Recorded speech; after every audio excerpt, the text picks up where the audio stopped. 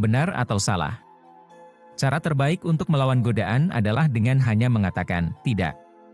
Jika Anda mengatakan benar, bagaimana pengalaman Anda? Apakah Anda tetap berdiri tegak melawan godaan? Atau kalau mau jujur, apakah Anda lebih sering jatuh?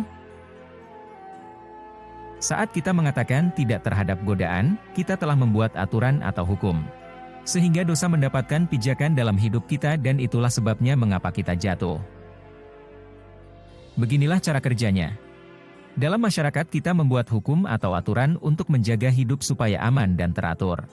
Kita memberitahu supir untuk tidak ngebut. Kita memberitahukan anak-anak kita supaya tidak berlarian di dalam rumah. Dan kita mengharapkan aturan itu dipatuhi. Tetapi hukum Allah berbeda. Roma 5 ayat 20 memberitahu kita bahwa ketika hukum datang, maka dosa akan bertambah. Allah memberikan hukumnya dengan kesadaran bahwa hukum itu tidak dapat mengendalikan perilaku kita. Sebaliknya, kita akan berdosa lebih banyak lagi. 1 Korintus 15 ayat 56 menulis bahwa dosa mendapatkan kekuatannya dari hukum.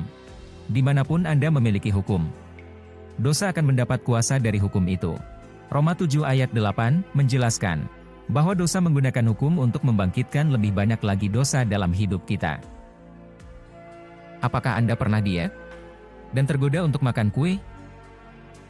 Anda membuat peraturan untuk diri sendiri dengan mengatakan, "Tidak, aku tidak akan memakan kue itu."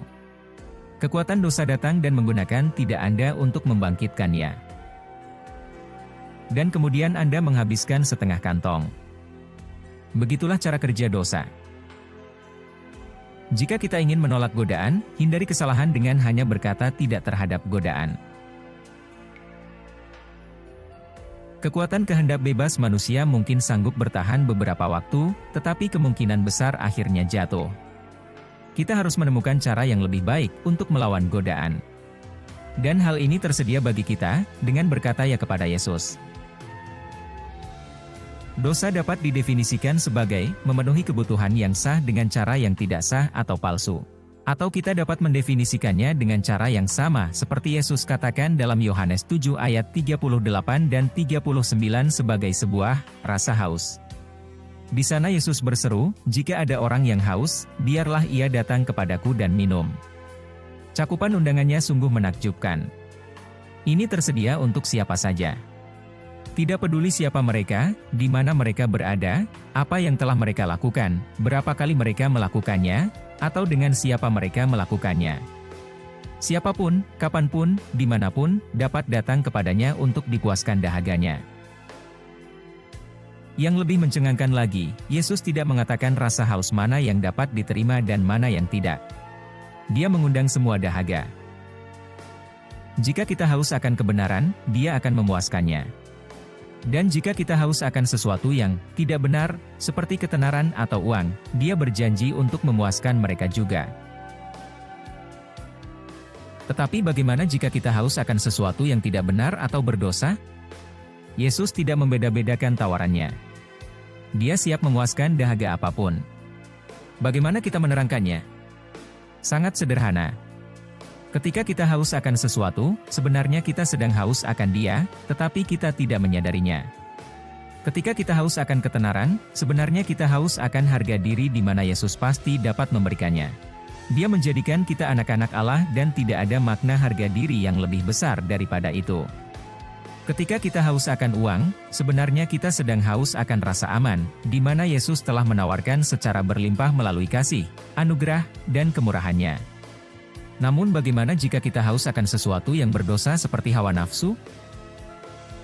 Sebenarnya kita sedang haus akan keintiman, kasih, kegembiraan, dan kesenangan yang semuanya ditawarkan oleh Tuhan kita melalui hubungan intim dengannya. Tuhan kita berjanji untuk memuaskan semua dahaga kita. Dan Dia tidak hanya memenuhi cawan kita. Dia bahkan memenuhi kita sampai meluap dengan sungai air hidupnya yang mengalir dari Roh Kudusnya yang hidup di dalam kita. Inilah yang Dia tawarkan kepada perempuan Samaria di sumur. Dalam Yohanes 4, perempuan terkasih ini mencari arti dan tujuan hidup lewat pria-pria dalam hidupnya.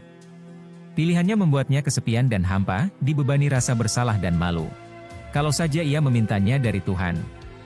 Yesus berjanji untuk memberikan mata air yang segar dari air hidupnya sehingga ia tidak perlu haus seperti itu lagi. Beginilah caranya berdiri melawan setiap godaan yang kita hadapi. Godaan adalah rasa haus. Dengan hanya berkata tidak kepada rasa haus hanya akan membuat kita lebih haus. Kita menjadi sengsara dan merasa tidak puas seperti perempuan di sumur. Dan jika kita terus berkata tidak, rasa haus kita berubah menjadi putus asa dan akhirnya kita memilih untuk memuaskan kehausan kita itu secara tidak sah dan jatuh ke dalam dosa. Jangan hanya berkata tidak terhadap godaan. Dan jangan pernah menyangkal rasa haus Anda. Tetapi bawalah rasa haus Anda kepada Yesus, Sang Pemberi janji yang akan memenuhi semua kebutuhan Anda menurut kekayaannya. Filipi 4 ayat 19. Tuhan menjanjikan jalan keluar dari setiap godaan yang kita hadapi. Dan cara yang Dia janjikan adalah melalui Anak-Nya sendiri, yakni Kristus di dalam kita sebagai keyakinan kita akan kemuliaan.